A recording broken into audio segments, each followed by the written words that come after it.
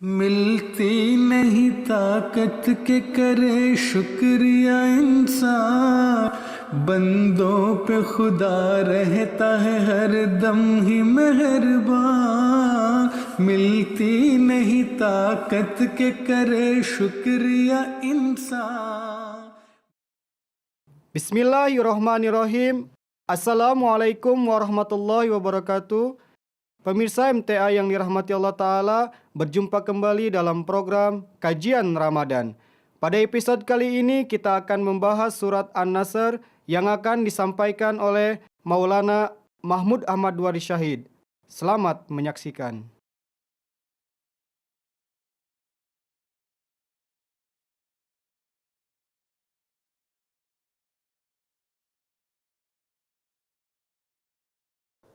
Pemirsa MTA yang budiman, dimanapun Anda berada, Assalamualaikum warahmatullahi wabarakatuh. Pada program kajian Ramadan kali ini, kita akan membahas tafsir surah Al-Quran. Dan untuk episode kali ini, saya akan menyampaikan tafsir surah An-Nasr, tafsir singkat tentunya. Surah An-Nasr berjumlah 4 ayat dengan bismillah. Saya akan bacakan terlebih dahulu. A'udzubillahi minasyaitonirrajim. Bismillahirrahmanirrahim. Idza jaa nasrullahi wal fath wa ra'aitan nasa yadkhuluna fi dinillahi afwaja fasabbih bihamdi rabbika wastaghfir innahu kana tawwaba. Artinya, aku baca dengan nama Allah, Maha Pemurah, Maha Penyayang.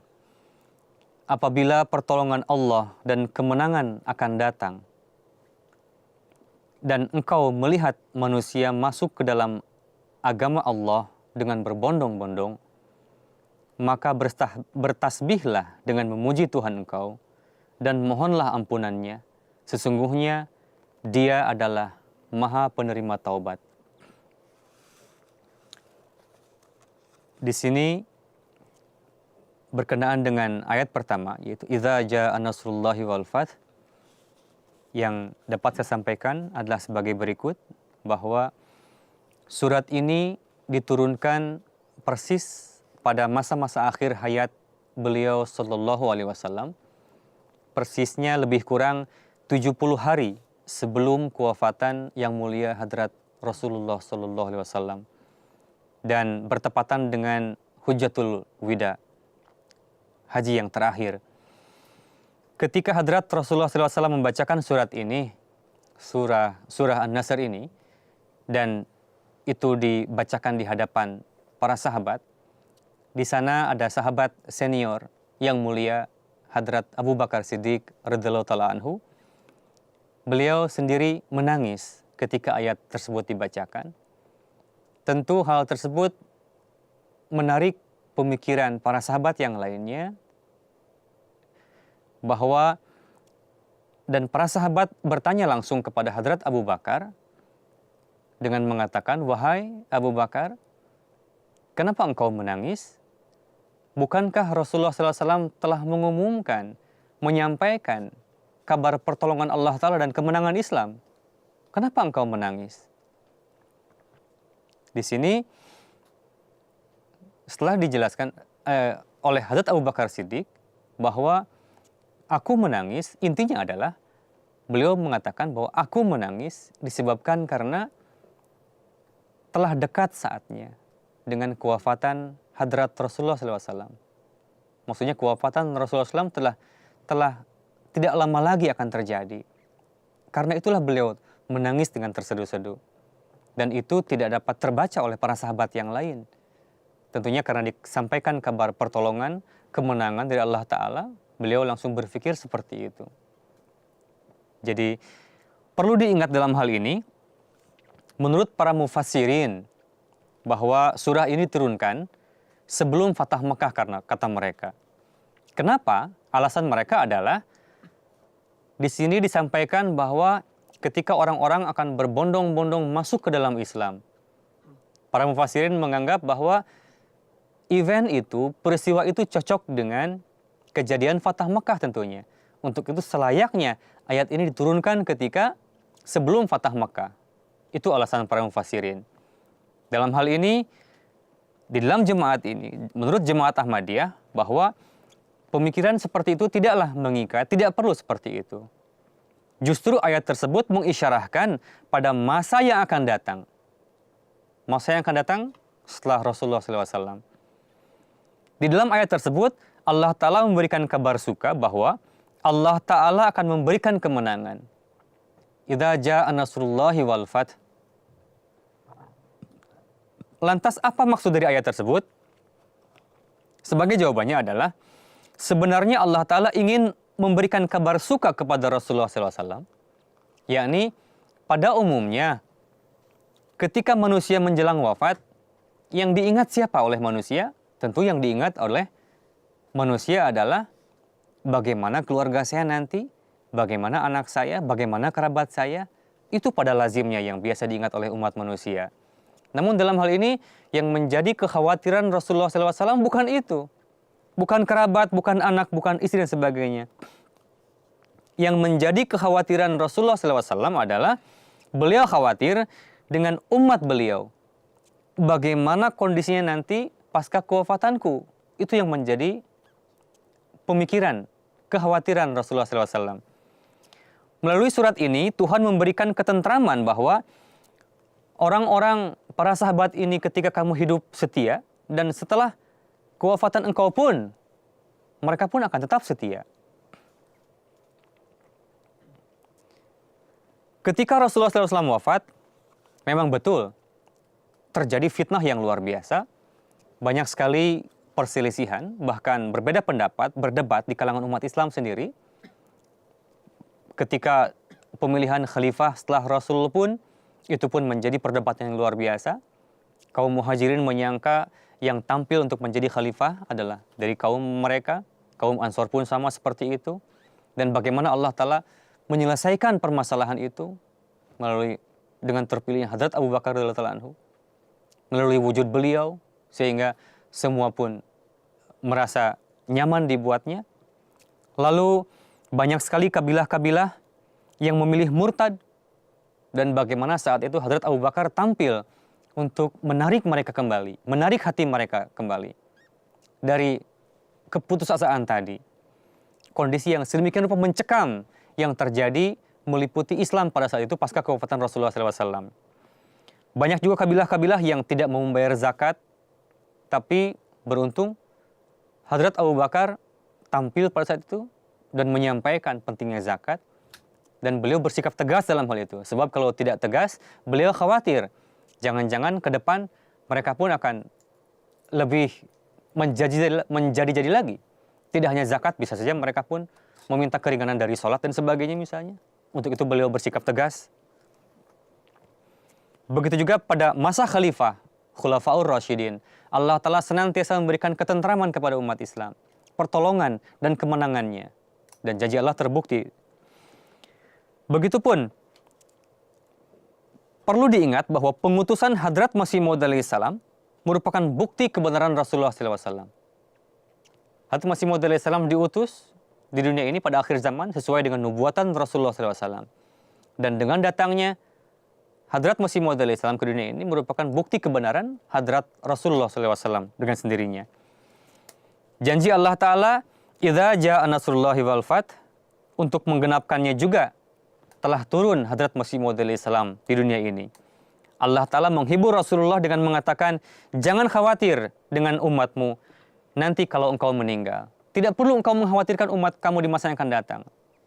Allah telah menjanjikan pertolongan dan kemenangannya. Sudah pasti menang umat kamu ini. Aku tetap akan setia. Allah Ta'ala berfirman, aku tetap akan setia kepada engkau. Dan akan selalu mendapatkan, dan umatmu akan selalu mendapatkan pertolongan dan kemenangan. Wa ra'aitan nasa yadkhuluna fi dinillahi afwaja. Ayat selanjutnya. Dan kamu lihat manusia masuk agama Allah dengan berbondong-bondong. Maksudnya apa? Yang perlu diperhatikan bahwa janji Allah Ta'ala ini pun menggenapi pada masa akhirin, di akhir zaman ini.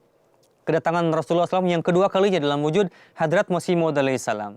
Menggenapi surah Jum'ah. Wa akhirina minhum. Jadi tergenapi pula pada masa akhirin ini. Sebagaimana Allah Ta'ala berfirman kepada Masih Maud alaihissalam di dalam wahyunya dan ilhamnya, banyak sekali kaum yang segera akan bergabung dengan engkau. Itu sabda firman Allah Ta'ala kepada Masih Maud alaihissalam. Lalu, aku akan sampaikan tabligh engkau ke seluruh dunia. Itu janji Allah Ta'ala kepada Masih Maud alaihissalam. Tentu sudah ditakdirkan bahwa orang akan baiat ke dalam Ahmadiyah berbondong-bondong. Nah, ketika hal itu disampaikan kepada beliau SAW, beliau khawatir akan tarbiyat mereka. Kita bisa bayangkan orang berbondong-bondong, puluhan ribu, jutaan masuk ke dalam Islam dengan berbagai latar belakang, basic berbagai agama, dengan membawa akidah-akidah lamanya, bisa kita bayangkan kekhawatiran akan terjadinya kekisruhan. Tentu logik sekali kalau beliau SAW mengkhawatirkan hal itu. Apa yang akan terjadi? Di sini Allah Ta'ala memberitahukan caranya. Menghibur Rasulullah SAW ketika dalam kondisi yang sedih seperti itu. Bagaimana kondisi umatku nanti ketika kemenangan terjadi? Allah Ta'ala berfirman, "Fasabbih bihamdi rabbika wastaghfir." Bertasbihlah dengan pujian kepada Tuhan engkau, wastaghfir, dan beristighfarlah. Memohon ampunlah. Itu rupanya resep dari Allah Ta'ala ketika mendapatkan kemenangan, kemajuan Islam. Jadi, persembahkanlah kesucian Allah Ta'ala dan beristighfarlah. Hasilnya, Allah Ta'ala akan memudahkan tugas ini. Akan tiba masanya ketika jutaan orang masuk ke dalam jemaat dan tugas kita untuk menekankan zikir ilahi dan beristighfar.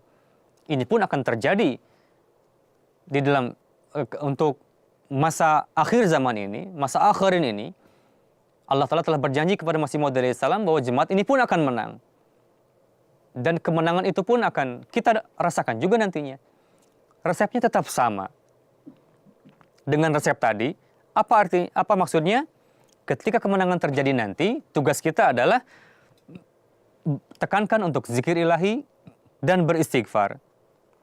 Begitu juga para mubayyin baru, orang-orang yang baiat nanti, harus memperhatikan tarbiyat dengan menyampaikan kecintaan dan kekudusan Allah Ta'ala di dalam hati mereka. Lalu di sini sampaikan, innahu kana tawwaba. Taubat artinya tunduk di hadapan Tuhan dengan kerendah hatian. Allah Ta'ala berfirman, ud'uni astajib lakum. Serulah aku, mintalah kepadaku, berdoalah kepadaku, aku akan kabulkan. Dan mengajarkan juga caranya, yakni tasbih dan istighfar. Tuhan maha menerima taubat, untuk itu Tuhan akan kabulkan. Itu janji Allah Ta'ala. Kita sebagai Ahmadi, penting bagi kita, karena orang-orang akan berbondong-bondong masuk ke dalam jemaat. Sejak sekarang, kita harus tekankan kepada zikir ilahi sebanyak-banyaknya dan beristighfar. Dan untuk tarbiyat mubayyin baru, untuk tarbiyat orang-orang yang baiat nanti, doakan mereka dan beristighfarlah, mohonlah ampunan.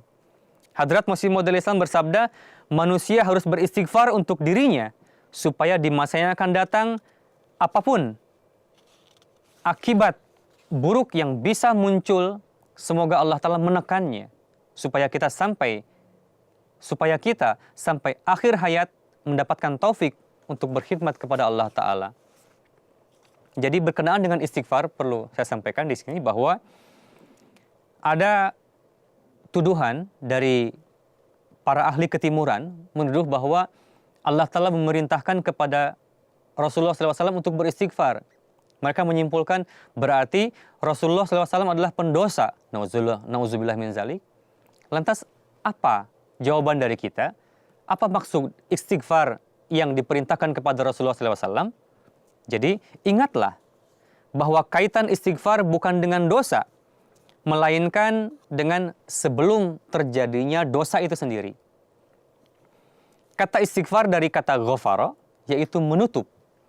Sedangkan Rasul ada 3 kali mengenai istighfar, yakni ada perintah kepada Rasul 3 kali, wastagfir li dzambika, dan mohonlah ampunan dari zambun engkau. Yang menjadi kata kunci adalah zambun di sini. Kata zambun di dalam bahasa Arab, dosa biasa digunakan kata zambun, junah, dan ismun. Perbedaannya adalah zambun itu adalah dosa yang akan datang, yang bisa terjadi di masa yang akan datang. Sedangkan untuk Rasulullah SAW tidak pernah digunakan kata junah dan ismun. Jadi kalau junah dan ismun itu adalah dosa yang telah terjadi. Untuk Rasulullah SAW tidak pernah digunakan kata junah dan ismun, melainkan zambun, dosa yang belum terjadi dan bisa terjadi di masa yang akan datang. Yang mengherankan, di mana digunakan kata zambun untuk Rasulullah SAW, ketiganya di dalam kondisi mengenai peperangan, berhubungan dengan peperangan dan kemenangan.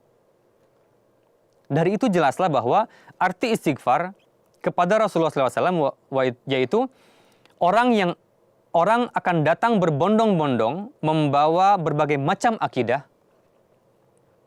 membawa berbagai macam keyakinan.